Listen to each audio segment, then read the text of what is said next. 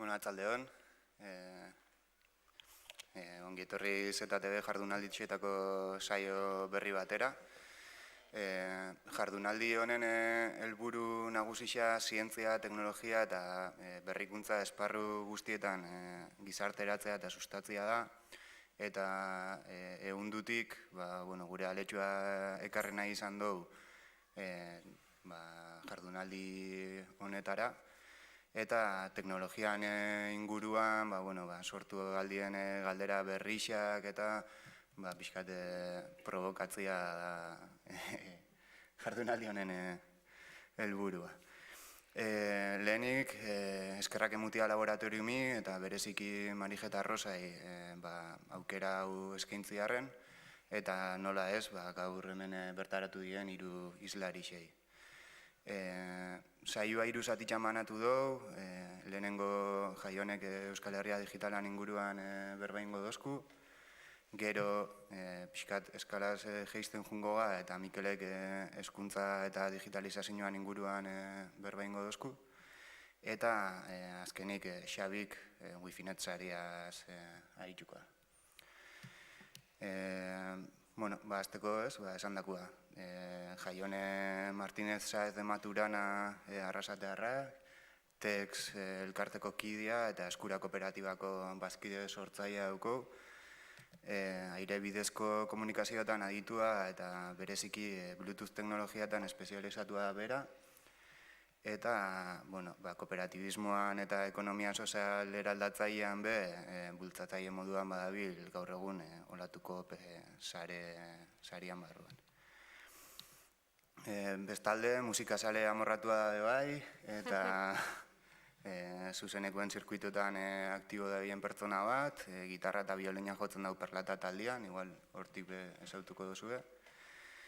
Eta, feminista pentsamenduz eta ekintzaz, herriko mugimenduko feminista taldeko parte da bai. Eta berak, pixkate Euskal Herria digitala ziberburu jabetzara bidean izeneko tartia edo eskeniko duzko. Zuria hitza Jaione.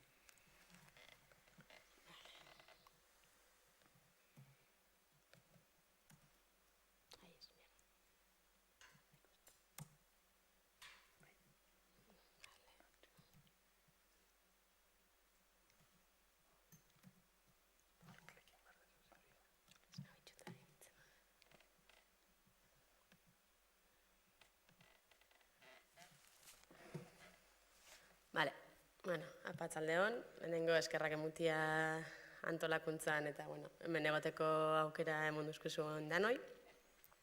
Eta, bastante aurkezpen onain jauia, baina, esan dagoen bezala, ni Jaione Martínez naz, Eskura kooperatibatik nator, Eskuran itzen ditugu aplikazioa mugikorrendako, bereziki gaz espezializauta aire bidezko komunikazioetan, itzen du aplikazioa beste gailu batzukin komuniketan dienak, edo beste gailu batzu manejetan da bienak.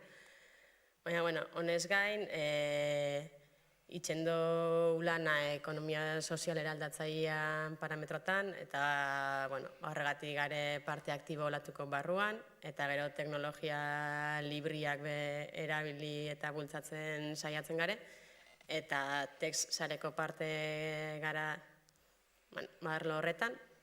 Eta gaurko helburua da apur bat Euskal Herria digitala ekimena zuei aurkeztia.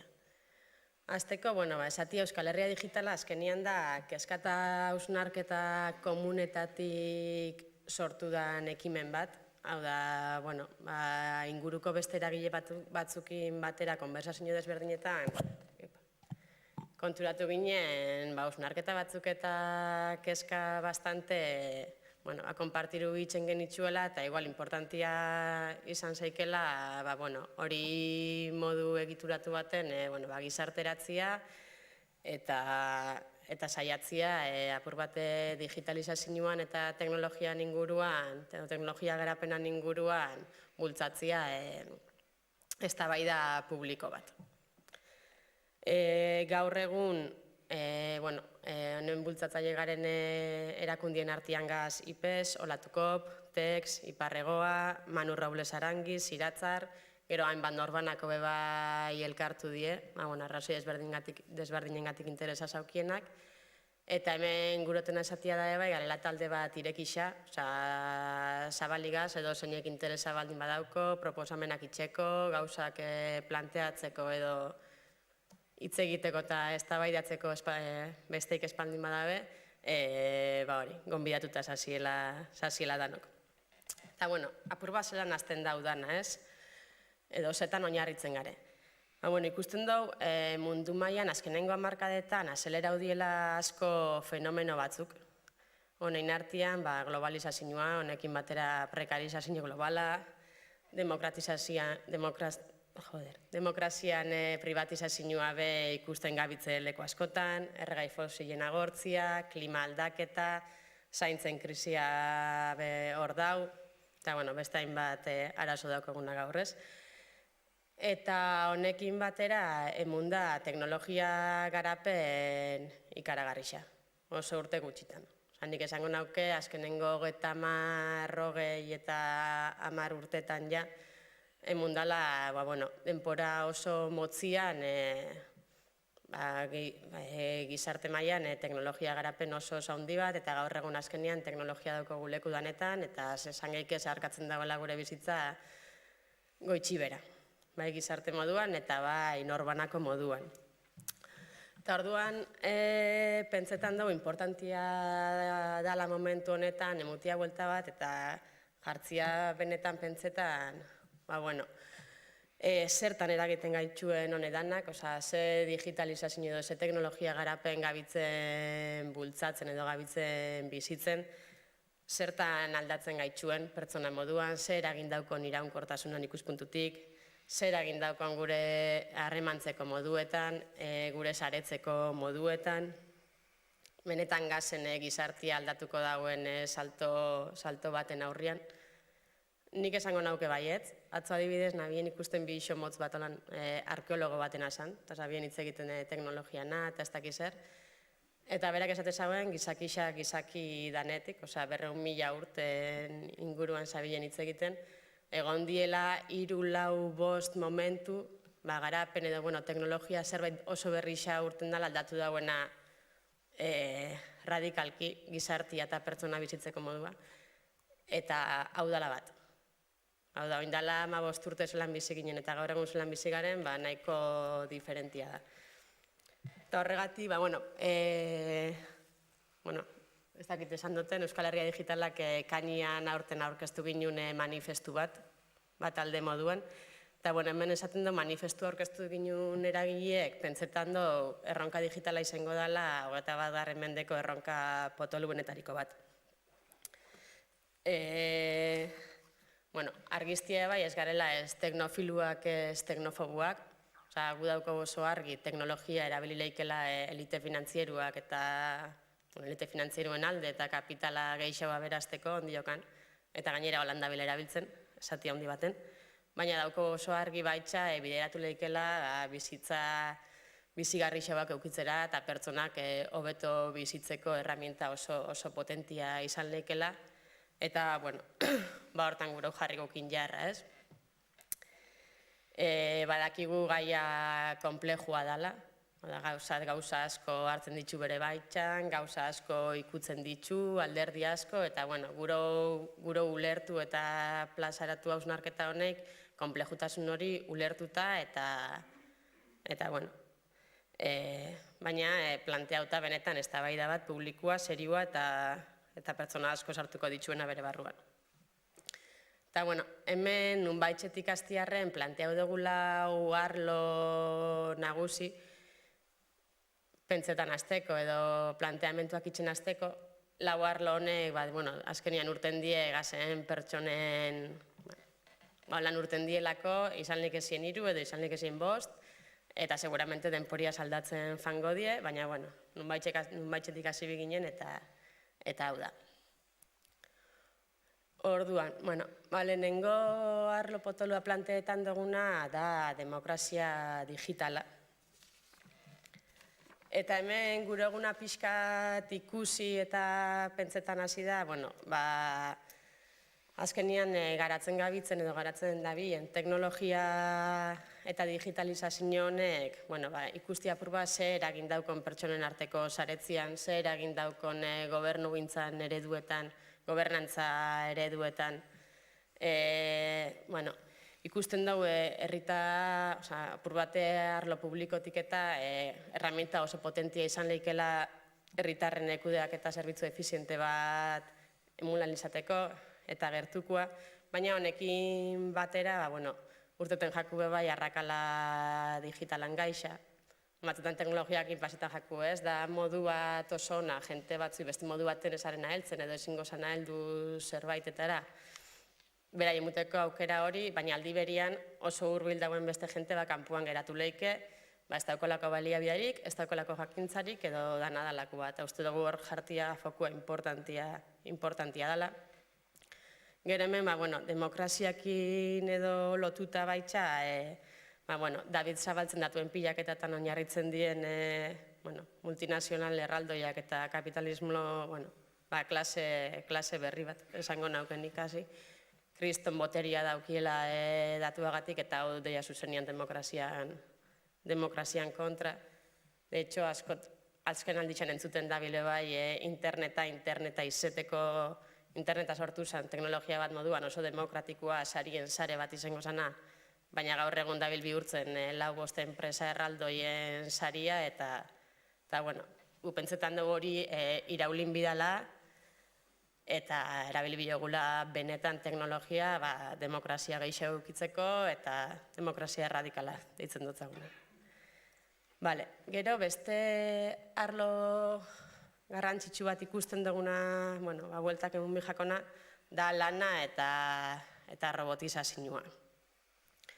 Eta, azertarako lan munduan edo, enpresa, industria munduan, azertara dabien joaten digitalizazioa, askotan diru publikoakin lagunduta, diru publiko pila badabil bideratzen hortara, baina ez dakidako oso argi zertarako eta ze helburukin gabitzen hori itzen. Askotan monopolio teknologikoak bultzatzeko dabil erabiltzen. Plataformako kapitalismoa kriston injar hartu da, plataformako kapitalismoa hitz egiten dutenean da, Globo moduko enpresak edo Uber moduko enpresa ereduak dabil zabaltzen. Enpresa teknologiko moduan eta hone dabil ekarten lanan kriston lanpostuen galera alde batetik, baina bestetik lanan prekarizazio oso handixa eta uste dugu eredu honekin apurtin bidala bebai.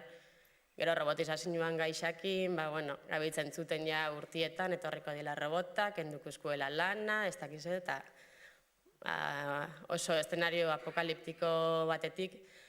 Eta gupentzetan dugu, hori gertatu lehike, horretara bideratzen badie injarrak eta dirua. Gertatu lehike, baina pentsetan dugu bai horri beste huelta bat emuleke jakola eta beste planteamendu batzuk itxeko momentua dela. Hau da, hasik biko ginen igual hitz egiten benetan zer lan guro gin eta zelan, lana beste modu baten balorau, robotak inbier badago lana, igual gu lan gutxi hau inbiko eta hobeto biziko gare. Eta horretarako erraminta potentia izan lehike.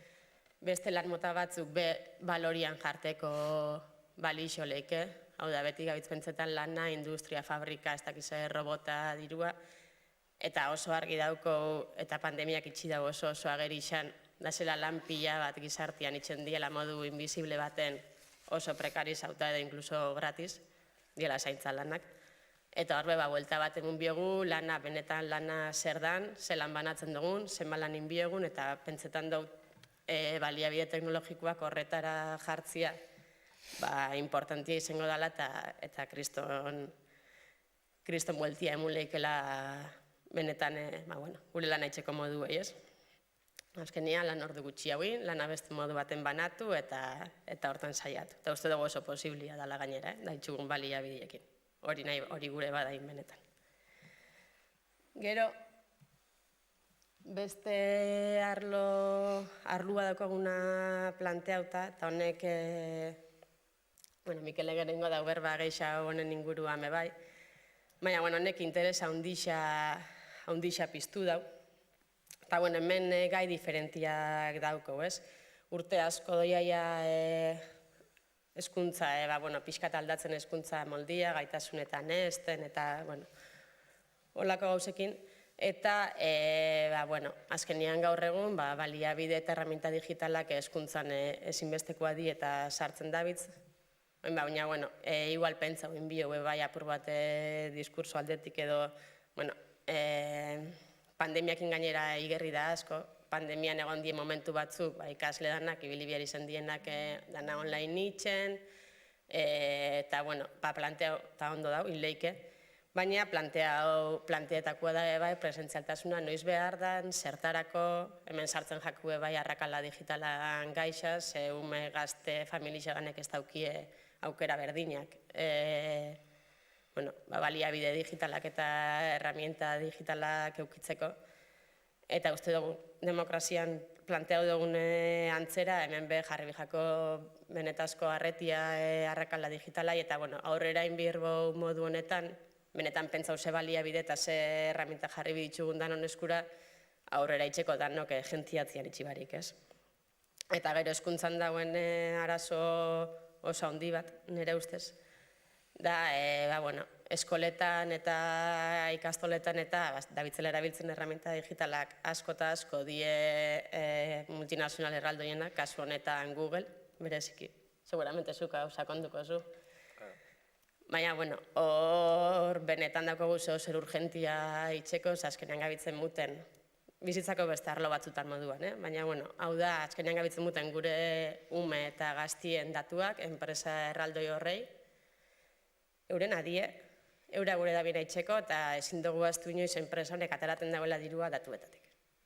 Beren model negozio eredua da, datu horrek euki, eta saldu, al mejor postor, eta ez dakigu erringo dauen, eta hasi bigara itxen konstiente gaur egun datu boteria daukiela, eta importantia da dela datu horren jabia zein dan, eta topetia moduak gu izeteko, ez? Eta, beste planteetan dugun beste atale handi bat, eta hau da oso zabala gainera, da humanidade digitalen gaixa. Eta hau izango zen apur bat, saiatzia lotzen teknologia edo programazioa edo, horre daukagun garapen teknologiko hori humanidadeko disiplinekin, ez? Askotan emuten da, teknologia dela zerbait, hor doiala eta ez dakit, teknologia bera bakarrik ingo gaza moduan, ez? Eta teknologia pertsonek itxen du. Eta ikusin bio, pixka lotzia zentzu horretan, guizen bigarela gai, nundi bideratu eta buelta batzuk emutia benetan zertan gabitzen, zer egin daukon modu baten edo beste baten itxia garapen honek, zer egin daukon sorkuntza prozesuetan, zer egin daukon kultura baliabideetan, zer implikazio daukon memorian, subjetibidade prozesuetan, hezkuntzan, pertsonan, norbanakoan, gizartian, eta hori aztertzen eta planteatzen humanidadien ikuspuntu horretatik, ez? Azpiegiturak modu baten edo beste baten itxiak zer suposatzen dagoen, zelan aldatzen gaitxuen gizarte moduan, zelan inbiko ginen. Pentsetia bai apur bat norabide hori eukitza, zeintzuk izan lehiken teknologian edo ezagutzan mugak, edo muga etikoak, nun jarri biko ginen berez bai helburua eta bai marra gorrixak edo etikoki noraino fanbiko ginen zentzu horretan, ez? Informazioa nun gordetzen dan, zer implikazio daukon gordetzia leku baten edo beste baten, zer implikazio daukon horrek gero guk interpretatzeko daukogun moduan, guk interpretatzen dugun edo benetan beste norbait dabilen gu handik edo guri emuten ja interpretauta bera gure dauen bezala. Hemen egon lehike honekin egunak berez berbetan, ez? Baina, eta, lan azkar-azkarrin ja, honek izen dio ingoz planteau dugun lau arluak, hau hasiera bada, gure eguna da pixkat kezka hau, gu bat zaukogun, nidako sentsazioa geroz eta jente gehiago daukola kezka honek, baina uste dugu importantia dela benetan gizarteratzia, eta jentia modu burujabe eta ahalduntzaile baten fatia lehenengo ikasten eta ulertzen zer suposatzen dagoen honedanak, eta gero ja erabakixak hartzeko gai izatea eta horretarako erramintak sortzia, ez? Eta helburu finala, eukitzia teknologia eta garatzia ikuspuntu teknologiko bat egongo dela gizartean zerbitzura eta pertsonen bizitzak hobetzeko helburuakin.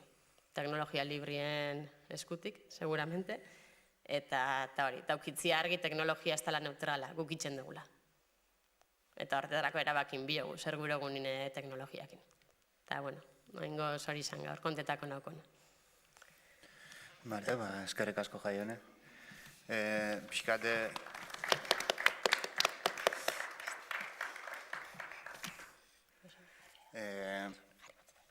Jaionek aipatu eskun marko horretan, badago hezkuntza digitalan inguruko kezka horren inguruan. Eta, pixkatu hor gehiago sakontzera Mikel etorri da. Mikel Gartzia Santa Maria lehen hezkuntzako irakaslea da eta hezkuntzan librezaleko partaide. Ez da ordezkari moduan mintzatuko, taldeko kide gisa ingozku berba. Eta pixkate sarrera moduan edo esatia hezkuntzan librezale taldia Euskal Herriko hainbat guraso irakasle eta eragilek sortu zebela 2017an eta pixkate sortu zala enpresa pribatu erraldoi horrek gure eskoletako digitalizazio prozesutan zeuken presentzia gero eta handixauan kezka hortatik. Pixkat kezka honen inguruan eta baita hezkuntzako beste erronken inguruan arituko da hezkuntza burujabetza digitalizazioa kezkak eta erronkak izeneko tarte honetan. Bai, eskerrik asko. Jaionek hain egon gintagio, nire aurkezpena normaltxeagoa izango dela uste dut, baina azalduko izuet pixka bat, beak esan bezala nik talde bateko kide bezala hitz egiten dut, ni lehen hezkuntzako irakaslea naiz, Gasteizko eskola publiko batean. Eta azpimarratzen dut, balitekelako datozen minututan, gehiegi edo zentratzia arlo hortan, bai? Gasteizen, eskola publikoa eta lehen hezkuntzako irakasle, soil bat naiz. Enaiz bereziki aditua edo teknologietan, bai? Oain dela, zuek ulertzeko, oain dela 10 urte jarri zieten lehenengo aldiz Ubuntu bat ordenagailu batean, erabilinun, gero berriz Windowsekin ibili nintzen, eta oain dela 2 urte, deskubritu nun, bat zegoela Telegram aplikazioan, alegia WhatsAppen antzekoa den Telegram horretan, hezkuntzan librezale izena zuen chat bat. Norbait bilatu nahi baldin badu, hor gaur egun badaude 200 bat edo bagaude, 200 bat guraso, irakasle edo herritar arduratu gai honekin. Eta, Telegram ez gain, gero jakin nuen badela beste gauza bat Matrix izena duena, libreagoa dena, eta 2 gela daude eta zubi batek sinkronizatu egiten ditu. Orduan gela bakarra izango balitz bezala foro orokor bat da. Kide aktiboenok webgune bat jarri genuen martxan, e-maila daukagu norbaitik idatzen nahi baldin badigu, horrelako tokitara etortzen gara batzutan, eta aurkezpenak egiten ditugu. Legebiltzarrera ere bai deitu digute, kezka hauek eta bar kanalizatzeko. Talde orokor hortan jendeak esaten duena, iritsi daiteke Euskal Autonomia Erkidegoko legebiltzarrera deitu izan digute. Eta webgunean jarrita daukagun bezala, 5 puntutan laburbildu genuen, kezka hau ze aspektutan uste dugun landu beharreko dela, pertsona bakoitzak, irakasleok, gurasook ere bai, umeak eskoletara bidaltzen ditugunok, eta hezkuntza politiken arduradunek eta bar, kezkatu beharko luketen 5 aspektu. Lehenengo eta behin kezka adierazteko esango nuke, gai hau teknologiarena, digitalizazio prozesuena garrantzitsua dela, eta konparatzen dugu jantokiekin. Guk jantokietan umeak ez dugu nahi edozein gauza jatea, ezta? Guk kalitatea nahi dugu, eta nahiz eta umeek eta bar edo erraixa eta goxua edo izan daiteken zerbait onartu dezaketen, guk ezin dugu, guk erabaki behar dugu zer ematen diegun, bai? Orduan, teknologietan ebe ezin dugu merkeenera joan, bai? Gero ulertuko duzu zergatik esaten dudan hau. Lehenengo aspektua, 5 puntu horietatik pribatutasuna da. Ari gara kontzientzia hartzen, interneten eta egiten dugun guztiaren lorratza edo uzten dugula, herritar bakoitzak, bai? Pentsa zer den 8 urteko ume bati, ja bere izen abizenekin kontu bat sortu eta horrekin hastia. Beste modu batean, Jaionek aipatu duen bezala, azken hamarkadetan pila bat garatu da teknologiena eta datuen sorkuntza. Adibide jartzearen, kaletik mugikorrarekin baldin bagoaz eta ubikazioa aktibatuta baldin badaukagu, datuak sortzen ari gara. Bestela sortuko ez ziren datu batzuk, ari gara generatzen, sortzen ari gara. Eta gainera hori egiten baldin badugu, Google Maps edo erabiltzen dugun bitartean, datu horien jabetza zentralizatzen ari gara, enpresa batzutan. Gero eta datu gehiago dago eta guk sortzen ditugu. Eta oparitu egiten ditugu, erabiltzen ditugun aplikazio edo dena delakoen bidez. Orduan, pribatutasuna da lehenengo aspektuak kezkatzen gaituena.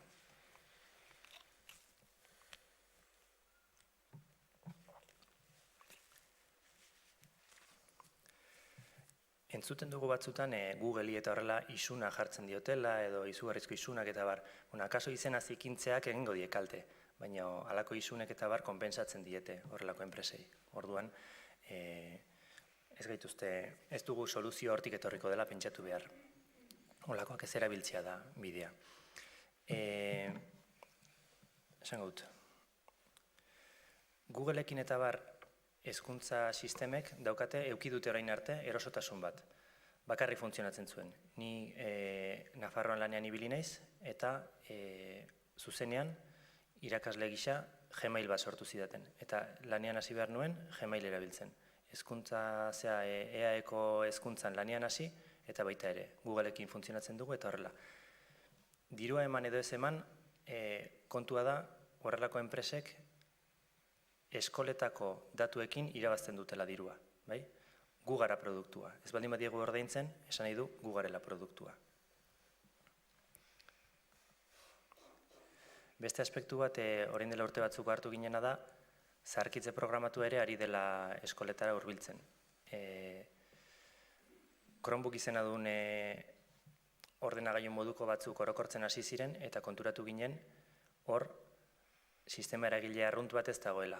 Hor dago Googleekin zuzenean lan egiteko eta sarean lan egiteko bidea. Eta ikasleak jartzen ditugu Googleekin dena internet bidez lan egiten. Kutsadura eta bar kontuan hartzekoa da, esan dut. Lokalean lan egitea gehiago baloratzen hasi beharko genuke.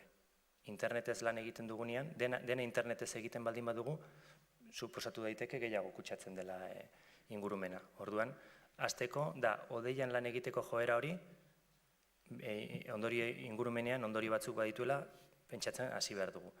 Eta bestalde, online nabigatzaile bidez egiten dugunean, norekin eta nola egiten dugun.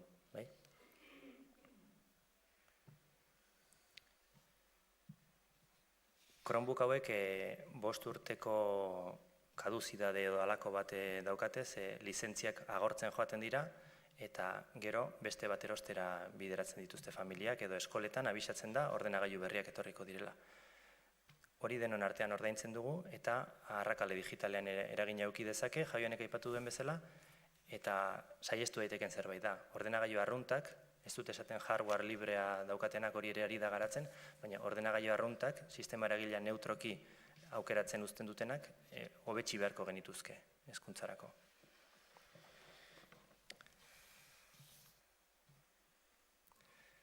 Bestetik, software librea da defendatzen duguna normalean, gure printzipioak betetzeko beharrezkoa dela ikusten dugulako.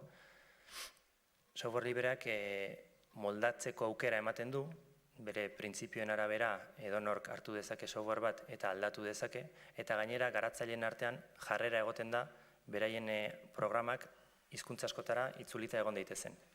Orduan, badago Euskal Herrian komunitate zabal bat itzulpenak egiten ibiltzen dena, eta gaur egun hezkuntza sistemek ikaslei zerbitzu euskaraz ordenagailuetan ere euskaraz emateko bide bakarra software librea da. Software pribatiboak erabiltzen baditugu edo online dauden aplikazio edo zerbitzu pribatiboak erabiltzen baditugu, enpresaren baitan edo enpresaren borondatearen baitan egongo da euskaraz egotea edo ez. Software librearekin kontrola daukagu, bermatu dezakegu euskara egongo dela.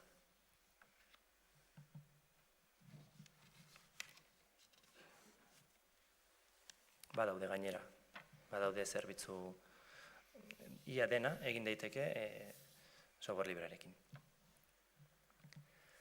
gaitasunez asko hitz egiten da, eta gaitasun digitalaz ere bai, baina berritzeguneak berak ere, Eusko Jaurlaritzan, Euskal Autonomia Erkidegoan, berritzeguneak beraiek ere, IKT arduradunak bideratzen aritu dira Google erabiltzeko. Eskoletan Google Drive erabiltzeko, Classroom erabiltzeko, ikastarok emanez eta bar. Hori arduragabekeria bat izan da, hau egin dutenen edo hau egitea erabaki dutenen partetik. Lotxagarria da. Nola egin den hori, niri IKT arduradunek esan dite, baina berritzeguneek bideratu gaituzte honetara, orain kontzienteki buelta ematen hasi beharko dugu honi. Eta bestalde, gaitasun digitala ulertu behar da, beti Google edo bilatzailea Google erabiltzen baldin badugu, nabigatzailea Chrome erabiltzen baldin badugu, e-maila Gmail erabiltzen baldin badugu, zehari gara, ikaslei gaitasun digital ona ematen edo murriztua ematen. Ezta? Miopia bat da. Askoz ere gaitasun digital gehiago izango du, bi gauza diferente erabiltzen dakienak. Eta batez ere besteak erabili beharko lituzke, libreak. Bai?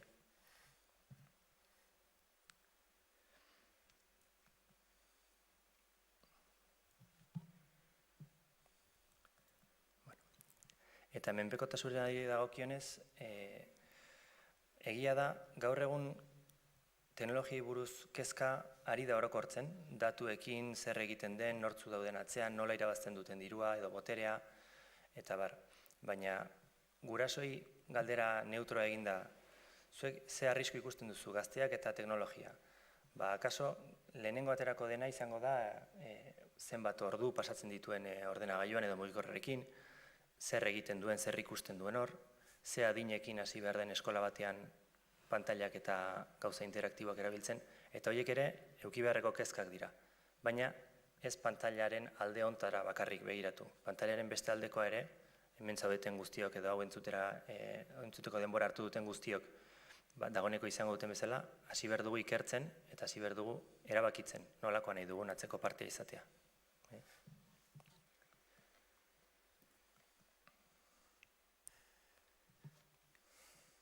Eta, azkenik, bukatzeko ja, ematen du EAen hezkuntza lege berria datorrela, eta ez dakit nolakoa izango den, baina izan beharko ditu ezpada digitalizazio plan bat, eduki beharko lituzke printzipio batzuk erregulatzeko ze gertatzen ari den hezkuntza esparruan, hezkuntza sistema publikoan eta itunpekoan, ze gertatzen ari den teknologiekin. Demokraziarekin aipatu duzuzu demokrazia eta egia da, ezinezkoa da, ezin da onartu, enpresa pribatu batzuek, Kalifornian edo zerbitzariak Irlandan edo berdintzait, han nunbait auskalo nork, gehiago jakitea guri buruz, eta ez individualki bakarri baizik, eta gizarteei buruz, gehiago dakite, demokratikoki nolabait aukeratu ditugun gobernuek baino. Eta hori oso larria da. Orduan hori hasi behar dugu exigitzen gauzak ondo egin daitezela. Ze hezkuntza lege bat ateratzen denean, gero urte batzutarako izaten da. Eta nik uste presio egiteko, ikasturte honetan berotzen hasi, eta nik uste zerbait egin beharko dela laizter, exigitzeko gauza batzuk, lotuta edo behintzat hausnartu arazi, eta horrela egin duzu, baina utzi datzita, eta esan publikoki onartu duzula, hau horrela egin dadin erabaki duzuela. Ze askotan erabili den formula da, ez dagoenez kontraturik Googleekin adibidez, ez da lehiaketa publikorik egiten, ezta? Zalantzagarriak ere izan daitezken lehiaketa publikoak, hori ere ez da egin askotan zerbitzu teknologiko bat eskola osoei, hezkuntza sistema osoei eskaintzerakoan. Eta hori ezin da onartu hemendik aurrera, hasi beharko dute erregulatzen eta zintzoak izaten. Egiten duguna, jakin dadila. Norbaitek nahi baldin badu batu, esan bezala azken finean txat gela handi bat da, hezkuntzan librezale, eta Telegramen hori hezkuntzan libre idazten hasita, gela hori aurkitzen da, sartu, eta edozein pertsonak hitz egin dezake, laguntza eskatu, edo beste egun batean baldin badakizu nola lagundu, zure iritzia eman, edo horrela koordinatzen gara pixka bat. Oliotoki izan zitekeen, baina 400 pertsona egia esan oso ondo dabil. Oso ondo koordinatzen da, errespetuz normalean, eta oso ondo. Eskerrik asko.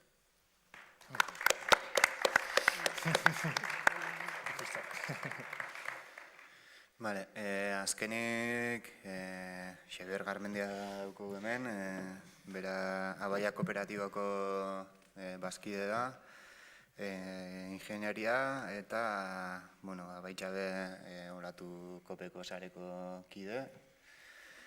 Berak pixkat wifi.net edo gifi.net, ez dakigu, sareko aktivista da eta honen inguruan arituko da, pixkat Eurokorrian saria bera zedan azalduz, eta gero baitxabea pixkat Bergarara ekarriz. Ni Jaione bezala gitarrare jotzen dut, baina askoz txarragoa, nire esan beharra da. Saiatuko naiz nik hitzaldia 3 zatitan banatzen, lehenengo Zumaiko zuntz optikoan esperientzia eta Gifineten esperientzia kontatuko izuet, gero burujabetzan teknologikoan inguruan, telekomunikazioetan burujabetzan inguruan itxengo izuet, eta gero Bergarako kasua gutxi gorara. Gifinet eta Zumaiko sarea, Zumaian azkenengo urte eta erdian, Iban norbaitek entzungo zuen, zuntz optiko sare bat edatu da, ez dana operatzaile handiena. Herriko kasko osoa kableatuta dago, eta landagunean ja kableatzen hasi gea. Honek ahalbidetzen du, Zumaian zuntz optiko sareik etxeon, Euskaltelen kable koaxiala bakarrik, baina bestela etxeon zuntz optikorik, eta orduan honekin herritarrei interneteko banda zabaleko sarbidea eskaintzeko aukera dago zuntz optiko bidez, eta gainera herritarrak parte hartzeko aukera daukate sare horren bidez. Gifinet da proiektu bat, Katalunian hasi zala, guen dela 15 bat urte baino gehiago, Estatu Batutatik etorri zen bertan lan egitezun katalan bat, eta bueltatu zen bere herrira, eta konturatu zen bere baserrian edo beren masian konexiorik etzeukala eta behoituta zion Estatu Batutan internet ebiltzea eta nahi zula. Orduan, montaje batzuk egiten hasi zian, antena batzukin eta kanpandorrean antena bat jarri zuten eta hasi zian esperimentuak egiten, da ingurukoak ikusi zuten eta zabaltzen juntzan bailaran. Hori azkar zabaltzen juntzan, inguruko herritan eta ikusi zen, eta gaur egun dago Katalunian Gifinet sarea osatuta 25.000 puntutik gora daude, eta penintzula osoan 35.000 puntu daude. Hemen ikusten dituzen raia hauek dira, irrati antena bidez egin dien enlazeak eta lotuta daudenak. Eta urdinez, hemen itxezke, ez dakit pantailan, ondo ikusten da urdinez? Bai, ondo ikusten da, hori da, zuntz optiko sareak botata daudenak. Gifinet sarea dago osatuta erabiltzaile partikularrez, elkarteez, interneteko operatzailez, administrazio publikoez, edonor parte hartu dezake sare hortan, eta edonor gehitu litzeke sare hortara.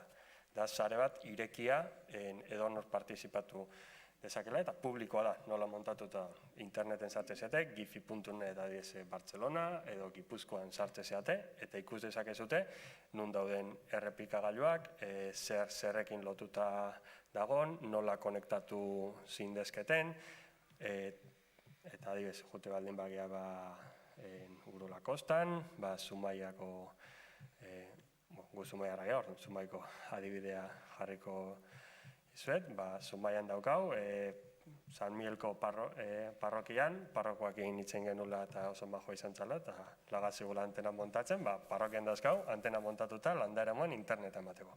Eta hemen jartzen da, nola erabiltzeko akordioa nola dagoen, zeinek erabildezakezen, erabiltzeko zein berran, eta honek balio du, sare bat izateko edo zein konektatu litzekena, eta publikoa da nola konektatu zindezken. Hori da Gifinet, da jende askok eta operatzaile askok eta partikularrak, administrazioak osatutako eta elkar interkonektatutako sare bat.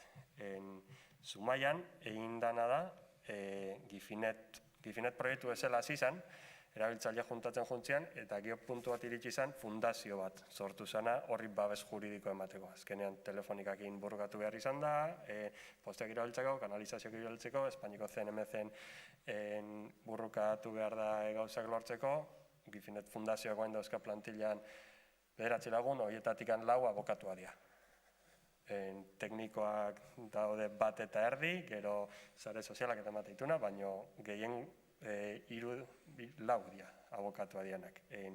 Juridikoki burruka asko egin behar izatea lako gauzetan. Eta Zumaiako kasua da, eren bat, Gifinet, Zumaia osoan, zuntz optiko gotatzea 700.000 euro kostatuko da, eren bat udaletxea jarriko du, oraindik nola izangoan garbi ez da, baina udaletxeak eren bat jarriko du, Gifinet Fundazioak beste eren bat jarriko du, eta beste eren bat erabiltzaileek erosteko aukera daukate.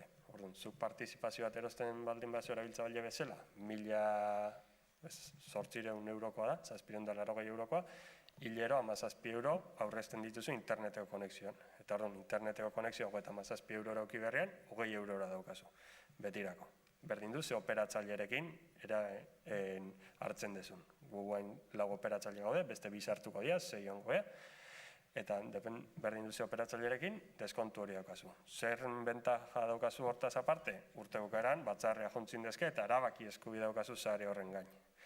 Eta eren bat eta eren bat izateak, zenbat eta erabiltzaile gehiago beto, baina kalkulatzen da eren batera iritsiko dela. Zenbat eta jabetza, zenbat eta banatuago egon eta proportzioetan, horrek garantizatzen du, sarea publikoa izaten jarraituko duela erabilera publikokoa, ez dela privatizatuko, ez dela salduko, adibidez Euskaltelen sarearekin pasa esan bezala, eta kontrola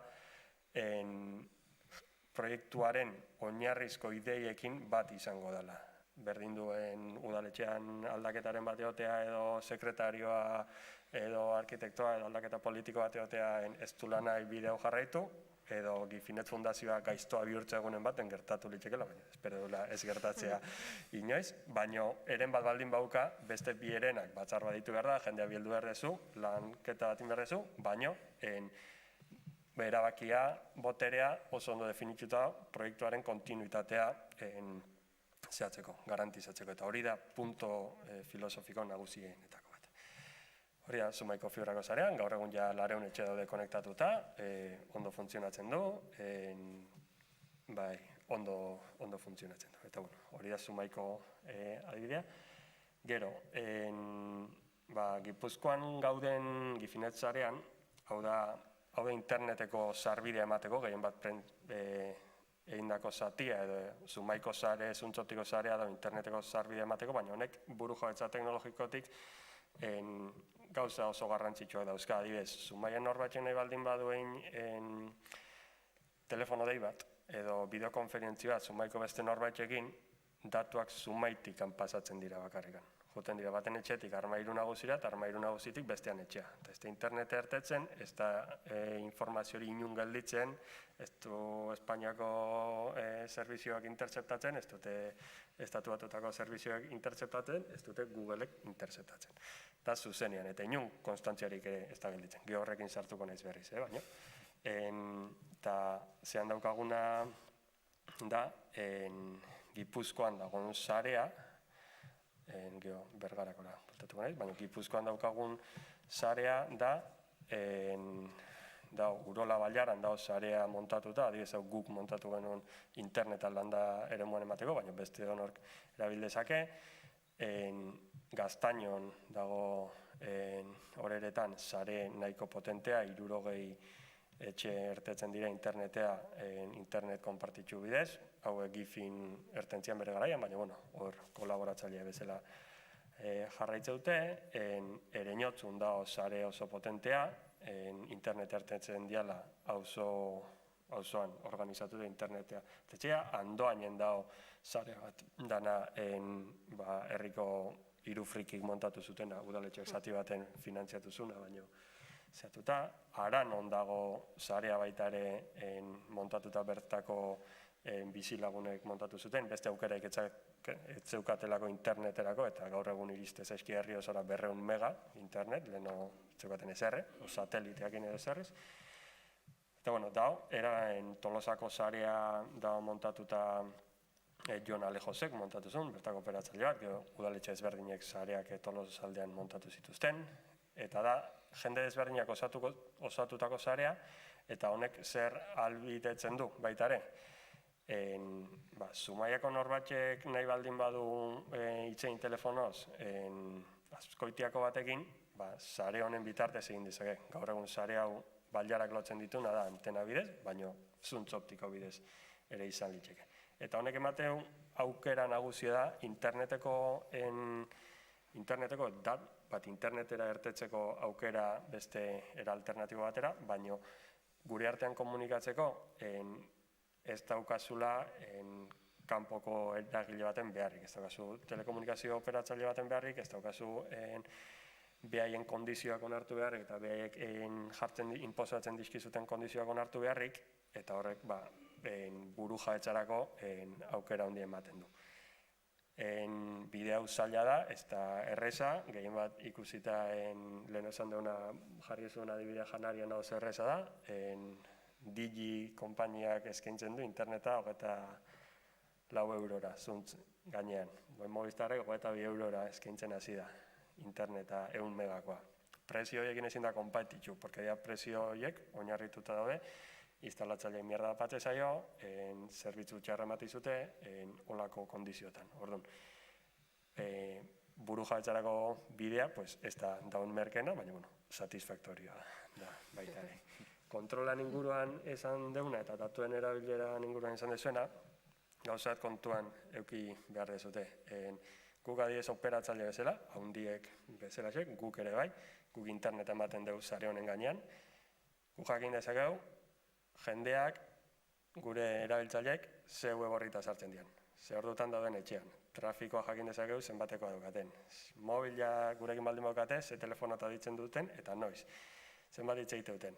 Guk ez dugu nahi, hori ez dugu analizatzen, eta ez daukagu denboaik analizatzeko, eta filosofikoki gaizki iruditzeko, baina denboarik ez daukagu nahitaren nahiko izan ezkeo. Baina oso harrigarria da, edo oso impresionantea da, interneteko zerbitzu emate baldin bazio, operatzaile bat baldin bazia, zenbateko datuak eta zenbateko kontrol auki dezakezun jendearen ganakiko. Ze web horritan sartzen dian jakin dezakegu. Etxean noiz dauden, trafikoan arabera interneteko dan. Oso bildurgarria da, baina realitate bat da.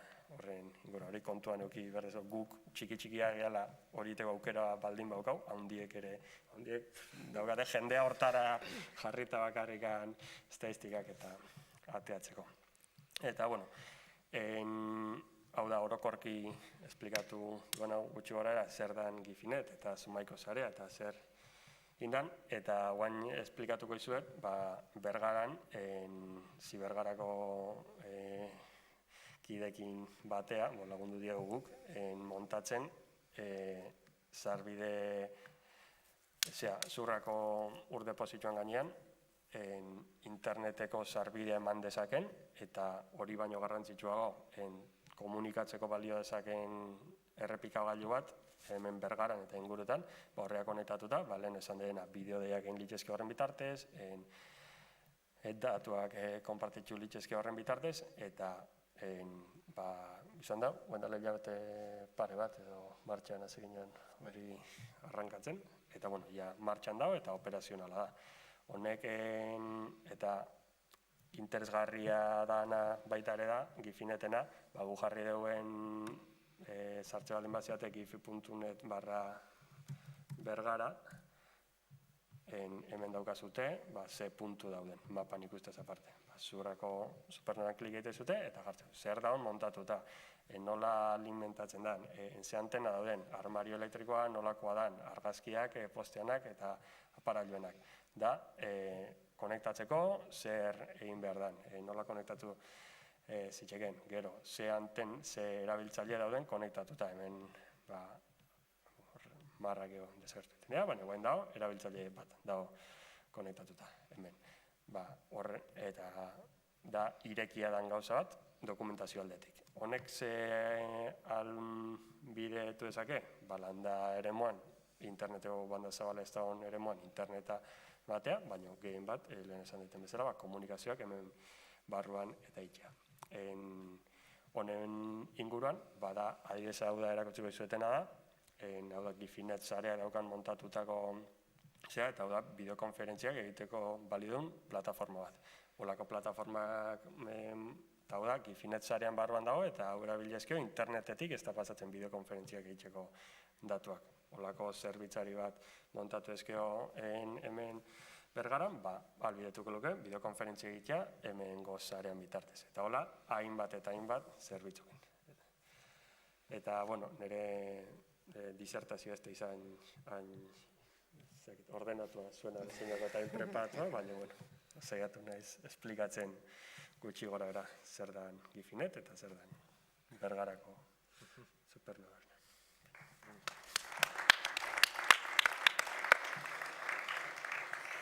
Edarki, pixkat galderen tartia zabalduko dugu, jendia galdera baldin badauzka, bota, bihur bare. Eta nik egia esan eskertuko nuke, ze askoz erosoago sentituko naiz galdera bat erantzuten, eta ez hitz egiten ez dakit ze mailatan, gehiegi esplikatzen nahi, gutxi esplikatzen nahi naiz, edo bota lasai eta espaldin badakigu ba.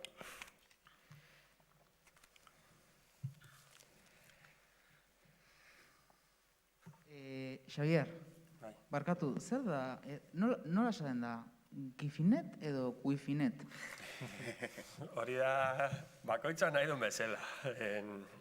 Katalanak esateute Gifinet. Guk gipuzkoarrok esate du Wifinet.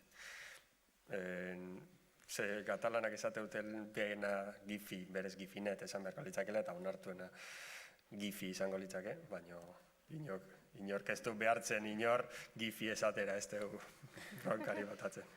Nik Wifinet esaten dut, ez dut Gifi esaten. Eta, Mikel, zuk esan duzu, pixkat aserretu edo egiten dizula Gmail eta horrelako erabiltzea, ezta? Kasu horietan zuk zer egiten duzu? Zer esaten dizute, erakunde horietan hori erabiltzen dutela eta punto.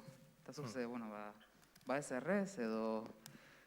Karo, kontua da nik irakasle bezala, pertsona bakar bezala, ez ditu dala oso erresa. Nik aurten praktikan iten nahi izena da, eskolako Gmail kontua dakat e-mail guztia errebotatzen ni.eusera, beste e-mail bat dakat, beste bat. Eta nik batzutan hortik erantzuten dut. Ben igual familia batei erantzun behar diot Gmaileko eskolako e-mail ofizialetik. Horrela nabil. Bai. Soluzioa, nolabaiteko soluzioak eta probak egin daitezke eta egin behar ditu irakasle bakoitzak. Baina gauza hauek plan bat behar dute. Eta izan hezkuntza sailetik edo ikastolen elkartea zari baldin bagara goitik edo denontzako gauzak ondo pentsatuta edo piloto bat, ikastetxe oso bat edo 3 ikastetxe edo holako gauzak inberdia. Irakasle batek beha bakarrik e-mailei dagokionez, adibidez hori indezake. Eta ikaslei adibidez astelen hontan argazki bat deskargatu eta Gmailez bidaltzen irakatsi diet. Baina nik baita ere, ni.eusarekin berdina dela, artxibo adjuntoarena klip simboloa dela eta beste e-mail batzuk erakutsi dizkiet. Hori da, adibidez, egin behar dena nire ustez.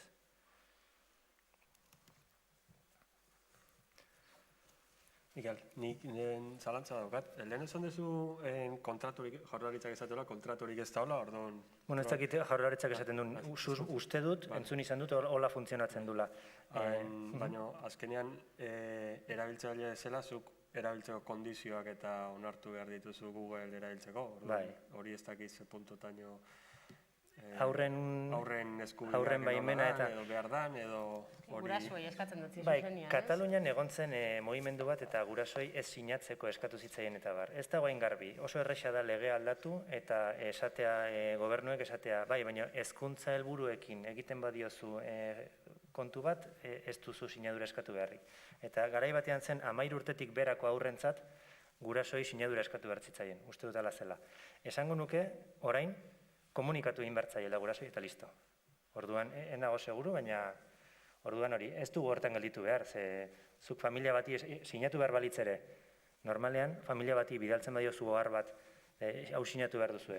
Sinatu eta jazta. Ulertzen, familiak ez dira trabatuko hortan, edo ez dira hasiko, hasi daitezke, elkartu daitezke guraso batzuk, eta esan, guk ez du gauen hartzen. Ez dugu sinatu, baina nik nire umeai esango diot, zure klasian ez erabiltzeko Gmail.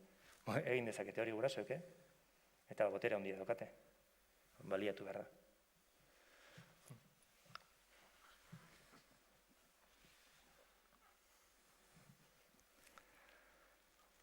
Mikel, Katalunia aipatu duzu, hor badago Exnet prototipo bat, Katalunian software librean hezkuntzan planteatzeko. Zer dakizu honen inguruan, eta berra aukerek dago nolako zehose hemen planteatzeko.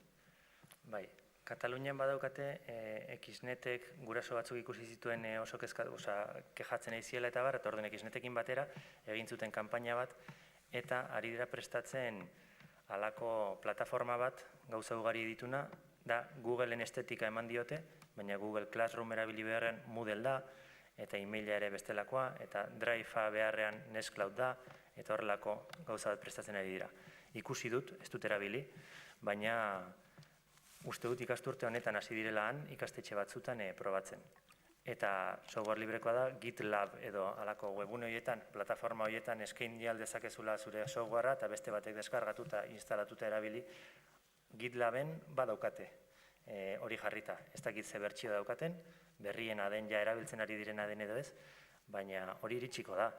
Itzulpena egitea tita egiten da, hori edozein pertsonak egin dezake, edozein pertsonak egin dezake teknologia asko jakin gabe, eta gero instalatzea, badago jende preparatua. Zer gertatzen da, horrelako zerbait erabiltzeko, ikastetxe batek edo ikastetxe multzo batek jarri berko dula zerbitzari bat eta pertsona batzuk jarri berko ditu lanean hortan. Eta hori dira soldata batzuk, eta hori asumitu behar da. Hori ulertu behar da, eta gero asumitu behar dugula eta exigitu behar dugu. Gure buruari exigitu behar dugu zerbitzu horiek egotea. Software librea gauza invisiblea, gauza etereoa bezala ikusten dugu batzutan, baina karo, martxan jartzeko fisikoak diren ordenagailu batzuk behar dira, elektrizidade gastu batzu dituztenak, eta batez ere mantenu gastu batzu dituena pertsona baten lan orduak dituenak. Hori ez da doainik, zerbitzua ordaindu behar da. Eta hori da ulertu behar dena, eta hori hasi behar dena erabiltzen. Zentzu horretan adibidez, Euskal Herria Digitalan jardunaldixan egon zen guraso talde horretako bat aurkezten proiektua, hau eta hori, Sanzuzkun bere zain gaur kursuan sabitzela itxenan hiru ikastetxetan probia, ez dakit 2000 ikasle edo ustot egon bizila urten horrekin, eta ondo basoian, baina Bartzelona mailan seguramente zabalduko zala, eta horra adibidez kostuen kontuak inbe bai, egisa da, eta gainera horre dauko bere alde hona, azkenean biozu hurbileko pertsona bat, hor beste bai sortzen da lana, sortzen da behar dozu norbet kudeatukotzuna, jarrikotzuna ondo, eta gainera Googleena da pixkat engainozua, esaten da dela gratis, ez dakiz zer, baina gero ikasle bakoitza pagetan dau 45 euro, ez dakite ikastoretan uste pagetan dauela, igual da diferentia, baina hor esaukin nina kalkulo batzuk, benetan esala garestitxo. Saltzen zaudien baietz moduan, gero da Chromebooka, bai dira 400 euro 5 urtero edo 4 urtero, ez dakiz zer, hori zaukien kalkuloak inda, eta realidadia, karo, kudeatzen biozu egisa da, zerbitzari bat erosi biozula, erosi edo martxan jarri, beste bada, Google dauko, sartzen zara, eta todo funciona. Eta baina fidagarria da, eta oso ondo funtzionatzen du, eta baina, eta naiz eta garestigoa izan norberak egitea, zenei logikak esaten dit garestigoa izan behar dula. Besteek datuak salduz eta dirua lortzen baldin badute, eta guk egiteko asmorik ez badugu, guk diru sarrera hori ez du, guk esaten dute izan Eusko Jaurlaritza edo izan ikastolen elkarte edo dena delakoa. Guri kostu gehiago eragingo dizkigu, baina alare hori egin behar da. Eta naiz eta... Baina hor bazaukien be bai, ez da bat, ez tala... Baina bai. Gero zuke esaten zenianaren arira, irakasle batek zer egin dezaken, klaro, e-maila saiestu edo Drive saiestu, ikasleekin Classroom saiestu. Bai, irakasleak bakarka bere txokotik egin dezake zerbait, baina ezin du gehiegi trabatu teknologiarekin. Bere helburua ikasleak dira eta hezkuntza eta irakaskuntza dira bere benetako helburua. Orduan, gehiegi kostatzen bazaio ezingo du. Hori egia da alde batetik, baina beste alde batetik ere egia da, aukeratzen dugun teknologiak ere ezten dituela ikasleak. Hori dela mezuaren parte. Erabiltzen dugun tresnak ere komunikatzen du eta eragin bat dauka ikasleengan. Orduan, saiesteko obligazioa daukagu. Ikasturteanetan ez, dator hasi pixka bat, datorren urtean gehiago. Chrome nabigatzaile erabili beharrean, Firefox erabiltzen hasi. Word erabiltzen hasi beharrean, behingoz, LibreOffice erabiltzen hasi. Eta horrelako pausu txikiak eman. Perfil diferenteak daude, nik ez dakite nondik hasi behar den eta bakoitzak aste honetan zenbat aurreratu behar duen. Baina egin behar dena da, bakoitzak, gaine irrika hortan disfrutatzen da asko, ze lortzen duzunean zerbait, gustatzen zaizu, eta gero besteari esaten diozu, eta gero hortik hilabete batera beste gauza probatzen duzu, eta gauza gero eta hobeto egiteak satisfazio handiak ematen ditu. Teknologiarekin dena gaizki egiten dugula esaten gabiltza, baina ilusionantia ere bada, ze aurrera pausoak egin daitezke, eta hortatik elikatu behar dugu. Bai.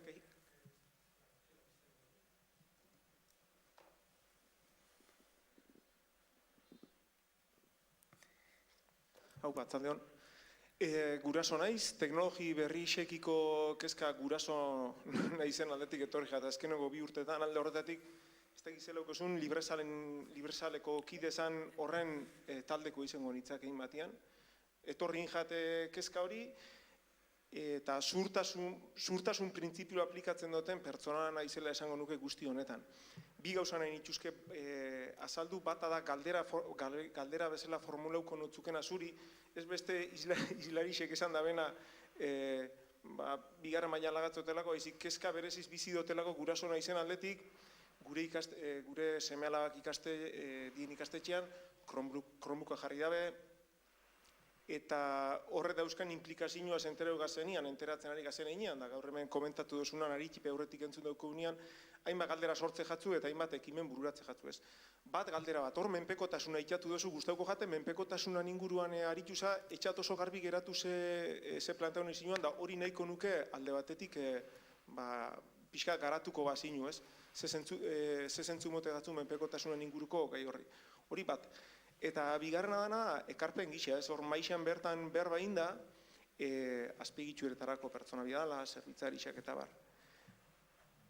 Gai honi buruz kezkatzen hasi nintzen une beretik, pentsaune bana bai izan, eta Bergararako balioa den bezala, pentsatzen dut bestein bat herritxetarako balioa dela, ikas komunitate bakarra daukou, 3 zentro ezberdinetan, komunitate bakarra daukou, iruitze jat, udaletxeak berak, udal bezala hainbat azpigitura publiko bada euskala, eta iruitze da zentzu honetan ikastetxiei software librian oinarritutako eta horra itxatu di hainbat tresna erabiliz plataforma sortzeko aukera bat egon biko litzakela, ala behintze saiakera bat inbiko litzakela zentzu horretan. Gai honi enaiz gehiago luzatuko, baina, mikroa eukaten ez, aprobetxo inkot. Gai honi buruz enteratzen hasi nintzanean, Tolosaldeko lanbide hezkuntza instituto baten, ez da egiten Tolosalde uste daukala izena, eruandako, abian dauken, praktikan dauken ekimen bati buruz entera honitzen, eta ikuste dut bat, praktikoki posible dala. Eta bi iruitze jatena publikoki rebertu bihar balingozku, herri bezala, eta guraso bezala, seme-alabei rebertu bihar balingotze, nik bai ikuste dut hor, diru publikoa, interes publikoa jarribiko litzakela, praktikan, zerbitzari batzuk, langile batzuk, zertara begira burujatza teknologikora bidean, hain urrunik uste duen hortzen horren bidean, baina irakaskuntzan bertan gisa horretako langintza bat itxera. Horra itxatu itxuzue baliabidea bidea, ne uste dan baliabidea baino, borondate politikoa eta horri begirago plantamendu praktikoak bia da. Nik hori ikusten du behintzet, aportazio bezala hori inaiko nuke, eta lehenengoa galderia da zuri zuzen itxean zutena. Bai, azteko taldearen izena hezkuntzan librezale da dena, eta nahi baldin bazu bat egin Telegram instalatu eta hor bilatzea litzateke modurik errexena. Bestetik, menpekotasunarekin bai egia da igual trabatu naizela pixka bat, eta esan nahi nuen da, garai batean, orain dela 40 urte, informatika ikasten genuen, ez? Eta informatika ikasten genuela uste genuen, baina egiten ari ginena zen Microsoft ikastea. Ikasten genuen Windows piztu, Word erabili, Excel erabili, eta bar, ezta? Ez zen informatika, software zehatz batzuk ikastea zen. Gaur egun, web app bidez, edo nabigatzailearen bidez ikasten duguna da, Google erabiltzea batez ere. Classroomekin erabiltzen ditugu ikasleak, Gmaila daukate, Gmailak bidaltzen dizkiote elkarri, Drive eta bar. Orduan, menpekotasuna esan nahi dugunean da, haunditzen direnean, ari garela urrengo belaunaldia, langileri osoaren urrengo belaunaldia, enpresa baten bezero bihurtzen.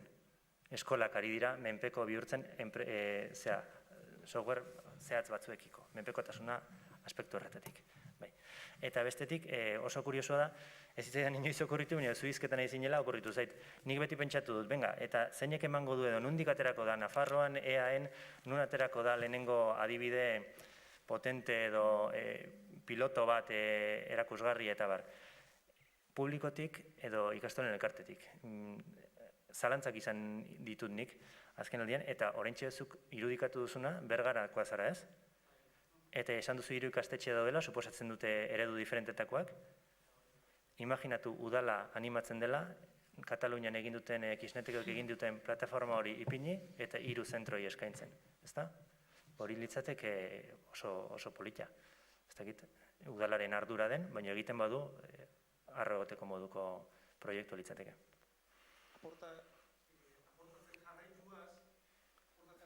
Behar da mikro uste dut. Bai.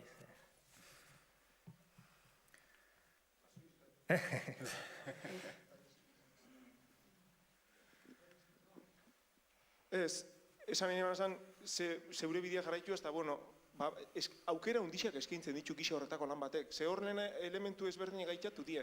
Bergaran bertan badare, enpresa batzuk, bat bi informatikakoak egongo dienak, eta gisa horretako proiektu baten parte hartu leikenak, eragile aktibo ezela bertan sortzen duzu langilea, bertan zirkuito propioa sortzen zabitz. Ni lantegi batean lan iten dut eta konturatzea zema zabor elektroniko sortzen dan. Software askiakin ulertuta daukat, ni naiz teknologikoa, baina askoz bitarteko gutxiego bia diela berdinak zehatzeko, jasotzeko. Nik uste dut oso langintza politiein eikela, instituzio publikotetik gai hau ardatza hartuta, Bergaran bertan, hori buruen eukio, eta gaurko hitzaldixa tarteko baina nuke irten dalako, eta bai euspotu nahiko nuke bintzat, entzuten egon leiken inor, ana interes eukik leiken inor, bide hortatik tira itxera. Iruditzea eta helako hasieran esan dutena, ikasko unide bakarraga. Eta, bide horretatik iruditzea praktikan pausoak emutia eta zentzu honetan, interesantia eta biharrezkoa dela. Beste hainbat arrazoi artean eredugarri izan leikelako, aurrerantzian beste hainbat tokitan inleiken apostutarako, ez? Sumaixatik etorri jaku, Sumaixan indan adibide bat azalduaz, bat nator bai. Inbiarra zen irudipenetan aurrian daugun apostua haundixea da. Berziklatzean eta aipatu duzu, eta nik adibidez, aitak bazakan portatil bat zarra eta desesperatua zeon Windows poliki zijoalako. Urtetan zehar ezin izan dut konbentzitu Firefox erabiltzeko nabigatzailean eta eskatu zian nion Linux azkar jartzen nion portatila, Linux bat jarri nion eta pozik dabil. Eta Linux jarrita sistema eragilea, ordenagailua pizten du nion Linux eukita, hasi da software libre pila bat erabiltzen. Motela eta zarra zen ordenagailu bat, bizi berritu da, eta pertsona bat kolpetik hasi da Firefox erabiltzen, hau erabiltzen, besti erabiltzen, prozesuak diferenteak izan daitezke. Alare, aurreko batean hitz egiten nuen beste pertsona batekin. Batzutan, ordenagailu zar bat, ez da bilena eta hor dagona aparkatua eta garbigunera jotzeko bidean dagona.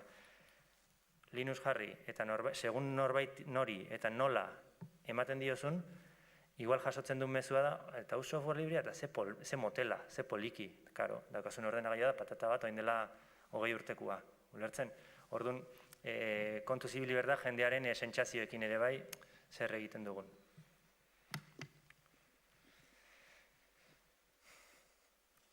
Nik erantzun nahi nizuke, jarri ezun, esan dezera, borondate politikoa itza, termino asko gustatzen zait, ez politika ulertuta instituzionaletatik, baizik eta gauzak egiteko da aspekto tekniko eta aspekto politikoa. En plan, egin ingo dugu eta enpeinatu gehiatea eta egin ingo dugu. Eta Zumaian Gifinet proiektuakin eta haulako proiektutara aplikagarria daen esatezuna plataforma bat montatu, Zumaian 3 aktore nagusi ondia. Bat, gu enpeinatu ginala fibra despliegue bat itea estrategikoa zela, eta horrean galarketak irekita planoakin eta txapa ematen herrian. Udaletxeetikan alkateak proiektu personal bezala hartu du, fibran desplieguea, eta esan du eoskortu da, eta egin behar da. Eta Gifinet Fundazioa izan dela fondotikan eman duna soporte tekniko oso fuerte eta oso soporte juridiko handia, eta horre ondala baita ere, hau egin behar da, Gipuzkoa mailan, olako zareak, zuntzesko zareak arrankatzeko proiektu estrategiko bezala izan dira. hiru aktore esango niko, eta Bergarako kasuan izango litzake, adibidez, politikoki udaletxetikan implikazioa totala beharko litzake, herrian norbait hori bultzatuko duna, eta parte izango dena hortan, eta hori bultzatuko duna, eta gero babes teknikoa fondotikan emango jona. Eta hiru klabe horiek, politikoki hiru klabe horiek diala esango nuke garrantzitsua. Teknikoki itxea bada eta inda, eta Katalunia inda, eta teknikoki arazoak ez daude normalen gauza egiteko izatea, borondate fuerte arazoa. Horiek biltzen hasi beharko zea, jetxeko lanak, bauzkazu.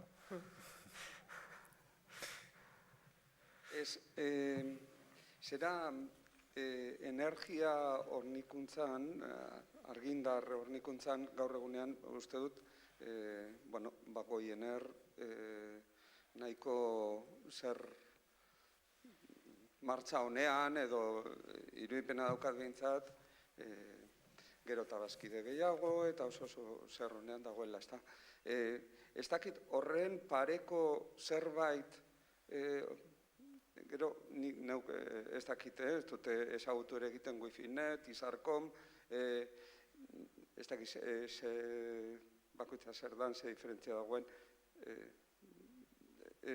Eta, galdera da, epe motzean edo zerean Goiener argindar munduan danaren pareko zerbait bestean eduki dezakegu edo zein da bidea edo? Hor modelo ikuspuntu aldetikan, da, esango nuke, Goienerrek da kontsumo kooperatiba bat, argindara pulean erosten duna eta saltzen duna, berriztagarria erosten duna eta bazkideak kide dirana eta helburu esena daukana argindara produzitzen hastea aldan heinean eta hori da bere helburua. Wifi.net da sare bat operatzaile desberdinak eta talde desberdinak hor parte hartu dezaketan, norbanako, kooperatzaileak, administrazioak, auzo elkarteak nahi dana, eta hor parte hartu dezaketea, eta horri eragiten diote. Eta da zerbait deszentralizatu dana. Horrea txikitzen da iozein talde, iozein kooperatiba gea, horrea txikitzen geanak, eta gure zarea hor sartzen dugu, eta hor da. Eta da, deszentralizatu dan talde bat, erabakiak asambleariak hartzen diak, adibidez Gipuzkoan hartzen dira erabiltzailean artean aktiboki komunidadean dian parteen erabiltzailean artean, eta Goienerren gugea gehiago ikuspuntu filosofikotikan, gure kooperatiban adibidez bazkideak erabiltzaileak bazkide izan litzeke, aukera daukate, nahi duna bazkide egiten da eta nahi duna ez da bazkide egiten. Baina gungea gehiago nazionalki edo Euskal Herri mailan olako ente bat aspiratze baino handia izango dana, guk kooperatiba bezala, filosofia daukagu, herri bakoitzean, bailara bakoitzean egon behar dula bertako auzo elkarte bat, kooperatiba bat, berdin du zer, sareak desplegatzen joangoan eta atxikiko dana proiektu handiago batera koordinatzeko, gauza handiak egiteko, baina lokalki hon berdula olako proiektuen kontrola. Hori da, gu behintzat hortara aspiratzeko. Aldan eta talde independente gehiena egotea, atxikituta proiektu handiago baterako. Independentziak ekartzen dudulako solidaridadea azkenean. Baldin bada dana zentralizatuta eta handia baldin bada, hori inposatutako zerbaitek edo goitikan bera edo dana hartzen duen batek eta taldeak espaldin badire independenteak, ezin dezu praktikan solidario izan. Solidaridadea dator, bailara ezberdinen arteko sarean interkonexioana, bakoitza independente dalako eta konektatzen dalako alboko bailarakora. Eta independentiak izanik behartzeizu alboko bailarakoekin eta besteanekin ondo ematera. Porque zenbat eta atomizatuta egon sarearen kontrola, orduan eta hobeto ematea behartuta zaude ingurukoekin, nahi baldin bazu komunidade horren parte izan. Orduan gure filosofia edo gure sareak ikusteko ikuspuntua hortikan dihoa.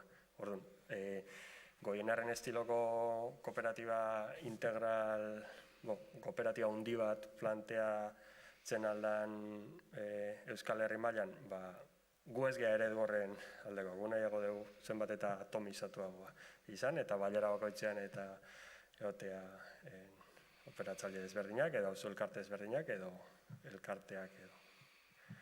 Eta eraginkortasun aldetik, pentsatzen duzu zer antzeko maila bat lor daitekela horrela? Bai. Eta indar gehiago egin litxekela iruditzen zaigu guri behintzat. Horrela lan egiten baldin da. Gero behar dezu koordinatzeko zerbait eta izen bat jarri, hemen dela Gifi EH deitzegea, Gifi Euskal Herria deitzegea, eta orduan gauza handiak egin ditugunean, horren izenpean egiten ditugu, eta zerbitzaria jartzen ditugunak Gifi EH-koak dira, eta Gifi Euskal Herria izenari ematen diogu indarra. Baina interneteko operatzaile baten kasuan, gainera, desberdintasuna da, zuk argindarra saltzezu, eta argindarra saltzezu, kontadorea iriste zaizu, eta 220 voltio kontadorea trifasiko baldin bat 380 aldiatzen zaizkizu, eta zekau, argiak kasu, ez da kasu. Interneteko operatzaileen negozioa edo sektorea da, askoz difusoagoa da eta askoz tratu pertsonalizatuagoa eman behar dezuna neurri handi batean. Porque wifi-a bateko honela nahi du, besteak honela nahi duen, telefono nahi duen, nik roaminakin nahi den, nik ez den nahi, nik hain beste datu nahi dut, baina kendu nahi dut, gero desbio bat nahi dut, holako gauzak gertatzea. Orduan, hori ondonak kudeatu ezakena, herriko tratu edo tratu lokala guretzako oso faktore importantea daulako zerbait. Referentziako, azkenean oso ez da neurri egiten diozula bezero bakoitzari, baina gauza oso desberdinak dira bakoitzak eskatzea izkizuna, wifi-a ez du lan daiten, batek kableak nahi dula, tal, ez da argindarrana definitzen errezagoa da, aspektu hartu. Horregatik gertuko tratua garrantzitsua goa dela, esango nuke, telekomunikazioen arloan. Ez dakit erantzun dizuten. Asko hitzein dut, ez dakit, markau.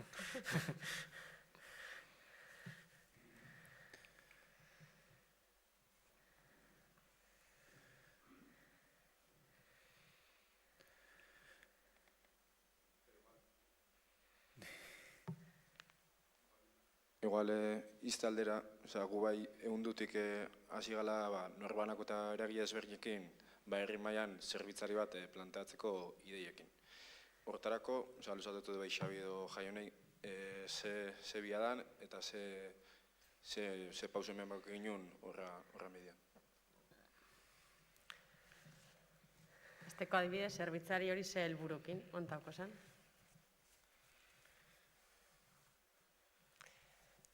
Aldera hueltan apur baten. Bai, puntu batean da, teknologia buru jabetan dagoen kezka honen baitxan, aurrera pausuak emateko, software librean erabileran, eta elkarte batzuk beren datu danak Googleen zerbitzaritan eta duke, eta horren kezkak abiatuta da pixkat. Detako adibidez, herri mailan, eta planteauleik udaletxetik edo beste leku batetik, baina Nextcloud moduko zer montetia, eta emutia gentia jaukeria hori erabilia ezeteko, da gauza bat nahiko erresa. Izango zona martxan jartia, igual ez dakitzuren dako, Nextcloud azkenian da Drive moduko bat, baina libria da. Orduan, zu montetan dozu hori zure zerbitzari baten, eta daukotzu hor, datua gordeteko, dokumentua gordeteko leku bat, Driveen bezala dokumentuak editatzeko beste batzukin batera, egute gisa, Drive baino gauza askoz begeixo dauko berez de hecho. Libria da, zuk aldatu inzeik gurosuna, Mikelek esan da moduan, euskeraz ja, usto badauela. Bai, badago. Bai, ez?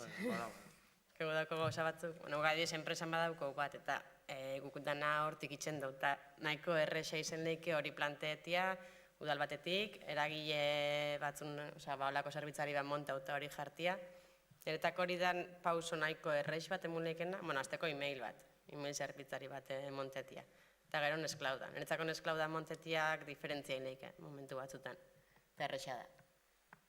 adibidez momentu batzutan plantea edo esegatik ezin dugu udaletxe batek okin esklaut bat herri izandako zuk ez itxidera ifen gauzak. Printzipioz fixagoik egeixau, ez? Gura udaletxiana Googlena baino, ez?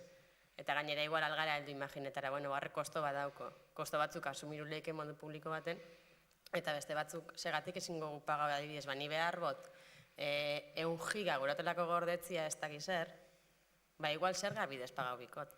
Ez? Ura pageta baten moduan, segatik ez du pagauko nire datuak eukitzia ez dakin nun, nire kontrolpian, Bai, minimo batzuk zerga bidez mundu guztiaren egotea, hori izango litzateke zerbitzu publiko bat. Eta mundu aldatu baldin bada, eta mundu guztiako hain drive edo deia edo behar baldin badu, adibidez Nextcloud instalatzea udalak edo erakunde publiko batek guztiei emateko, hori logikoa da. Eta ez da perlada bat, hori da. Gero beste gauza bada, norbaiten nahi baldin badu gehiago, ordaindu, eta ez da garesti. Zuk hilabetean 5 euro ordaindu behar baituzu, hilabetean 5 euro. Ohitu gea ez ordaintzea, eta gero enteratu gea, ari gerala ordaintzen gure datuekin. Orain, erabaki bat hartu behar dugu, eta euroak ordaindu. Nik proposamen bat iteizuet, nahi baso exit auki, Nextcloudan montatu zazue, eta gero Plex montatu zazue. Pelikulak eta seriak eta jartzeko. Pelikulak eta seriak copyrightik libre daukatenak, copyrighteko materialik ez zazu jarri, hori ez egin, baina hori jartze baldin bazute, exit absoluto, izatean bezala. Jendeana horrekiko zute hori erabili nahian. Plex da, streaming bidez, tipo Netflix izango baldin baz, Netflix streamingeko plataforma bezala, baina zuk karpeta bat egin dituzu zure bideoak, eta hor, eozeinek ikustitzak streaming bitartez. Hori, ezita nahi bazeuki hori horrekin hasi. Bai, zuk igo behar dituzu. Bai. Esan dizuet, copyrighteko ezer. Gero berez badauk aukeria, ez? Konektetako beste zerbitzari batzui eta hor badago. Irakur dezakezu, hor. Gero tabernan esplikako.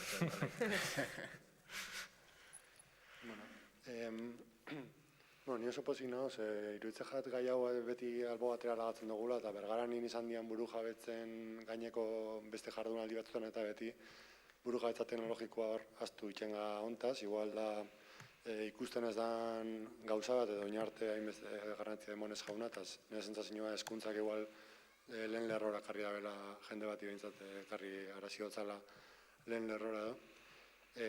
Nizi Bergarako kidea naiz, Jokinekin batera, eta guztoko jaten komentatzea Bergaran badukogula proiektu xume batzukin izan ditugu Zi Bergara da, herri Bergara eta teknologia buruja etza, edo teknologia berrixak bizkat nahazten ditun oso elkarte xume bat, lau lagunga. Eta inginun adibidez, herriko elkartien webgunia kostatatzeko zerbitzari eman komun bat.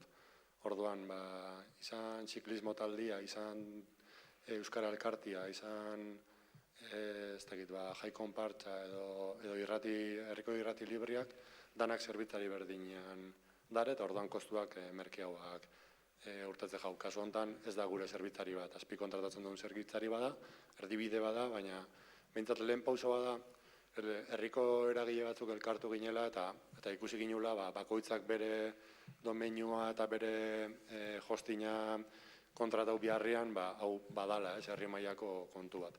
Eta hortik biharrak beti identifikau izan dira, adibidez agenda bat eratu bat, herrigintzatik begira. Eta sentsazioa daukat, batzutan hori dela, ez dakit, 8-9, zenbat urte izan zen, 7-8 urte edo, eta hor martxan dago, jarraitzen dago, inditzugu beste gauza batzuk, adibidez dago Bergarako kartelen telegrameko kanala, elkartela ditzen dana, eta 600 pertsona garetan, herrixan nahiko referentziala bihurtu da sektore batzutan. Eta sentsazioa da, saretuta bagarela, zein handi baten, ez? Beste herri batzutan hori ez dagoela. Orduan, lehen komentatzen zen zentzuan, eta oin egundu sortu dala aprobetxauta, itzajat oso momentu aproposa dala. Eta burujabetza teknologikoa izateko gaixa, gaur iruditzejat jende desente garela, galdera asko egon diala, interesa dagoela, eta nire sentsazioa pertsonala da gauza batzuk itxeko momentu aproposa dala. Nik pertsonalki Xabiri eskarak eman nahi jatz, bueno, zurrako hori montatzen eta irudikatzen aurrera uso izan aldan eta hori dana, kriston laguntza eman dozku eta benetan berak hitzetan aipatzen daben eredu hori gero praktikara eramaten dago, beti gu harreman eduki dugun momentu oro egon da komentatzen bergaratik gestionatzea dela interesantia eta hemen sortzea gifi sare bat eta iruditzak momentua dela hori apostu egiteko eta ez dakit jun began udalana, lehenengo gu elkartu began herrixan ontan interesa daukogunok, askotan jendia hori igual kasu errealak edo ze irabazi aldan azaldu jozu, ez? Plexekin argi ikusten da. Ostras, internet gabe dauzkat ez pelikulak ikusteko, bale. Baina nik uste dut pauso batzuk eman alditxugula eta batzuk oso egin garritxa dira. Zerbitzari bat jarri, gifi saria zabaldu eta beste batzuk ez ditut urrin ikusten, hezkuntza berri ezitzaiakin edo dana alakin. Prototipo bat, igual burrukatu bia da, eta batian jaurlaritzak itxen ditu 4 prototipo eta bat bergaran da. Hola izaten da, joera hori da, eta Bartzelonako katalanen eredua pixkat hori izan zen, ez? Burrukatu zebela, azkenian diru laguntza lortu zeben, eta hor jarri da martxan, eta, prototipo bada, baina epe hartain baten hori izango da bidea, edo bestela gizkiko bideaz. Gainera lehenko fanzien generalitatera, ez otzien inkasurik pez, eta azkenian... Alderantzi, esan zioten baietz, eta gero azkenian ez ez. Eta gero udala baietz. Eta eskerrak Bartzelonako udalak baietz esan zuen. Ez da komparablia Bergarako udalakin, baina egin behar duten ere, eskala txikiagoan da, baliteke posible izatea. Eta insabien 140.000 eurokin, ez da lain beste diru, berez, olako zerbait itxeko.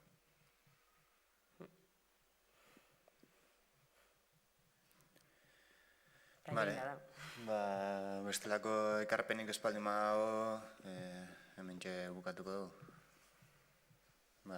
Nire partez eskerrak emutia bai Mikeli, Jaionei eta Xabiri ona bertaratzi harren, eta tarte hau gurekin konpartitzi harren. Eta eskerrik asko zuei be, hemen entzuten egoti harren. Asko.